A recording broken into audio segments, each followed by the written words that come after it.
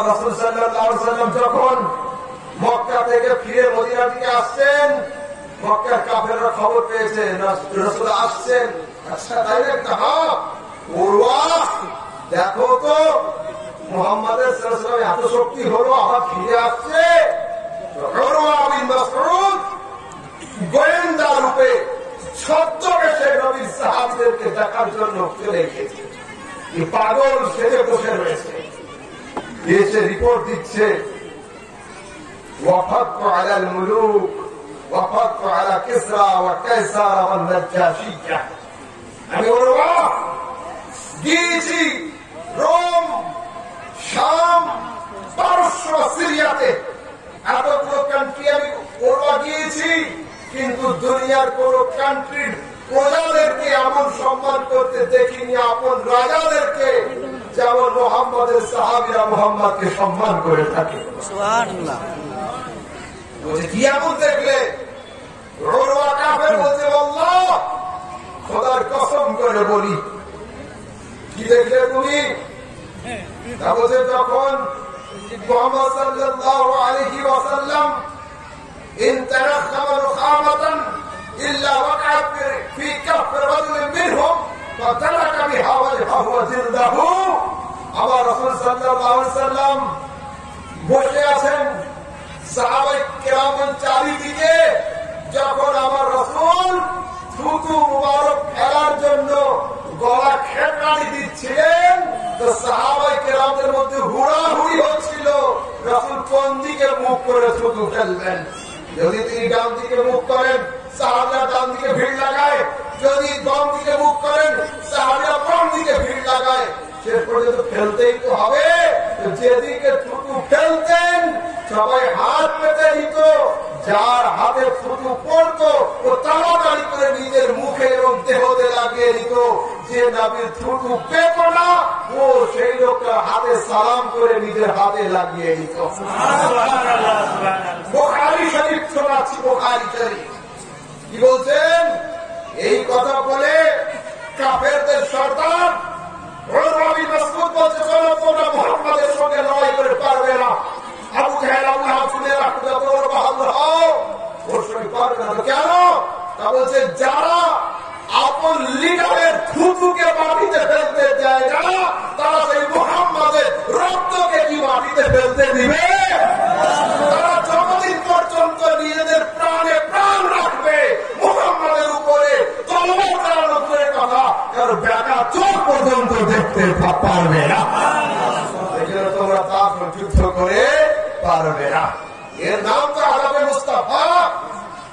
এই যুবক, আমার সমাজে চলে এই কথা, যে কোনো কথা হলে এখন আলেমদেরকে জিজ্ঞাসা করা হয়, মাওলানা সাহেব হাদিসে আছে? তিনি বলে হ্যাঁ হাদিসে আছে, সহিহ হাদিসে আছে। এটা হ্যাঁ বাবু সহিহ হাদিসে আছে। হুজুর বুখারী শরীফে আছে, তবে মানবো না তো মানবো না। এ তো বুখারী শোনাচ্ছি আমি এখন। আলহামদুলিল্লাহ হাদিস পড়ে সবাই, হাদিস তো পড়তে সব সমস্তে সিবানা হযরতে গোলাম হাদিস পড়ে সবাই। যতক্ষণ যা শোনাচ্ছি পুরা পুরা বুখারী শরীফ শোনাচ্ছি আমি, সহিহ সহিহ হাদিস শোনাচ্ছি আমি। দুনিয়ার কোন যুবক কোন ছেলে যদি এই কথা দাবি করেন বুখারী শরীফে যা আছে সেটা মানি, বুখারীর বাইরে মানি না, এই কথা সমাজে খুব চলছে এখন। যদি কেউ এই প্রশ্ন করে যুবক তোমরা কি করবে?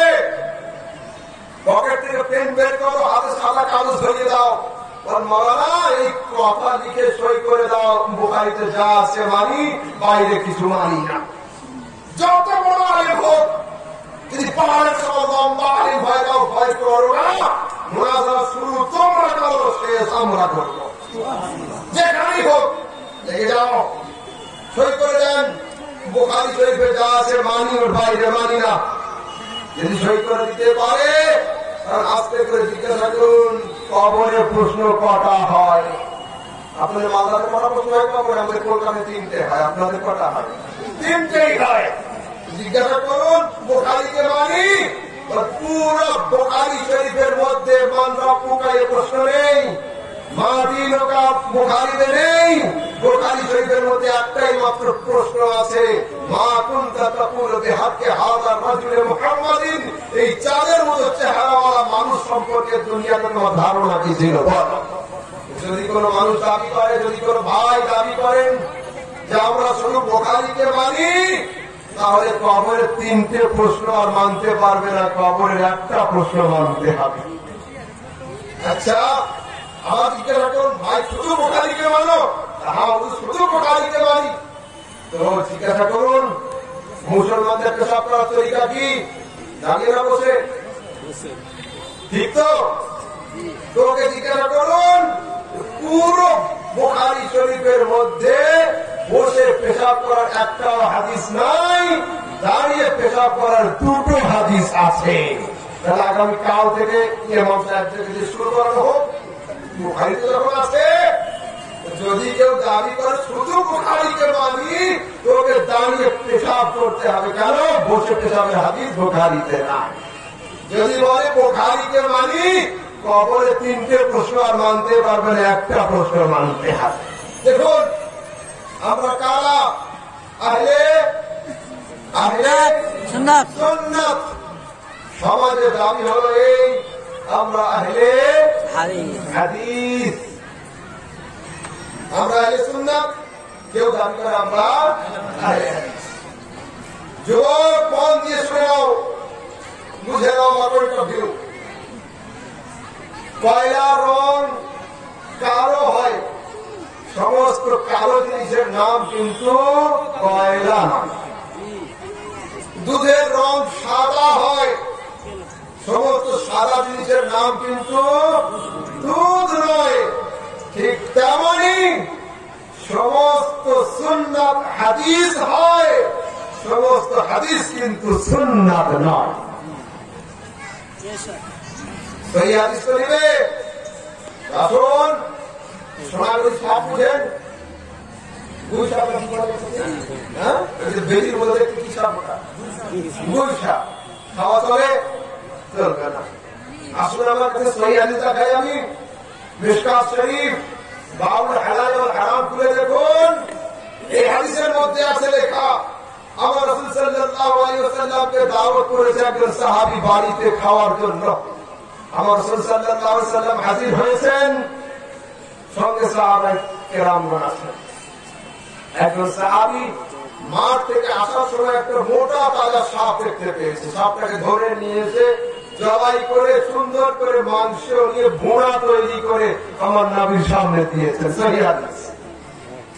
সাপের মাংস, গুই সাপের মাংস। সাহাবায়ে কেরামরাও খুব খাচ্ছেন, আমার রাসূল খাচ্ছেন না। যদি আমার ড্রাইভার খায় আর আমি না খাই তো চুপ থাকবে? ও তো বলবে, হুজুর আপনি খান। সাহাবায়ে কেরামরা বলতে, হুজুর আপনি একটু নেন। রাসূল বলছেন খাবো না। হুজুর হারাম বলো, হারামও বলবো না। হাদিসের ভাষা হলো এই, লাস্তু আকুলুহু ওয়া উহাররিমুহু, আমি খাবো না, আমি হারামও বলবো না। কিন্তু নবীর সামনে যেটা করা হয়, নবী মানা করেন না, সেটাও হাদিস। এটা সহিহ হাদিস। এই পর্যন্ত পড়ে যদি কেউ পড়াশোনা ছেড়ে দেয় আর এই গ্রামের মসজিদের ইমামতির দায়িত্বে আসে আর যদি জুমার দিনে ফতোয়া দিয়ে দেয়, হাদিসে আছে সাপের মাংস খাওয়া হয়েছে, লকডাউনের সময় পকেটের অবস্থা খারাপ, সাপ ধরো আর খাও, এই ফতোয়া কি চলবে? তখন যে হযরত আমাকে দাওয়াত করেন, আমি তার পরের সপ্তাহে এসে তার 4-5 পৃষ্ঠা পর থেকে দেখিয়ে দেবো এটা আর খাওয়া চলে না। প্রশ্ন হলো, এই ওটা খাওয়া চলবে, এখন চলবে না কেন? আমার রাসূল সেদিন হ্যাঁ না বললেন না, আজকের মানা করলেন কেন? রাসূল বলছেন তোমরা আমাকে নয়, তোমার আল্লাহকে জিজ্ঞাসা করো। আল্লাহ পাক বলেন, ওমা ইয়ানতিকু আনিল হাওয়া ইন হুয়া ইল্লা ওয়াহয়ুন ইউহা। আরে আমার নবী নিজের পক্ষ থেকে কোনো ফতোয়া দেন না, মুখ থেকে নবীর ফতোয়া হয় আল্লাহর। এই সাপের মাংস খাওয়া চলবে কি চলবে না, জিবরিল ফেরেশতা এসে ডিক্লারেশন দিয়ে দিয়েছিলেন না, সেই জন্য নবী খান নাই, নবী হারামও বলেন নাই। পরে যখন জিবরিল ফেরেশতা এসে মানা করলেন এটা খাওয়া চলবে না, রাসূল মানা করলেন সাপের মাংস খাওয়া চলবে না। কি বোঝা গেল? এই উপরের হাদিস আর নিচের হাদিস, উপরেরটাকে মানসুখ বলা হয়, নিচেরটাকে নাসিখ বলা হয়। এই সাবজেক্ট আপনাদের নয়।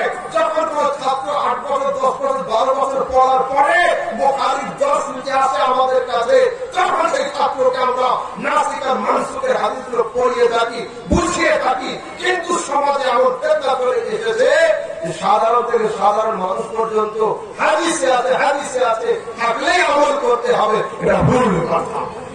যদি বলেন আমি আহলে হাদিস, আমি হাদিস মানি, শুধু খালি রবে আদায় করলে হবে না, সাপের মাংস খেতে হবে, সহিহ হাদিসে আছে। খালি আমি জোরে বললে হবে না, ঘোড়ার মাংস খেতে হবে, হাদিসে আছে। হাত এইখানে বাঁধলে শুধু হবে না, খাওয়া যাবে না, গাধার মাংস খেতে হবে, হাদিসে আছে। একটা কাজ করবো একটা করবো না এটা নয়। আর এখন তো আগে মোটামুটি হাত থাকতো মাঝখানের দিকে, এখন এইখানে 2025 পর্যন্ত হাত উঠবে মাথাতে, এত উঁচুতে হাত উঠছে। হযরত মাওলানা আলী শের খোদা বলেন ইন্না মিনাস সুন্নাতি ওয়াদুল কাফি আলাল কাফি তাহতা সুররা। রাসূলের সুন্নাত হলো এই বাম হাতের উপরে ডান হাত রেখে নাভির নিচে দিয়ে রাখা।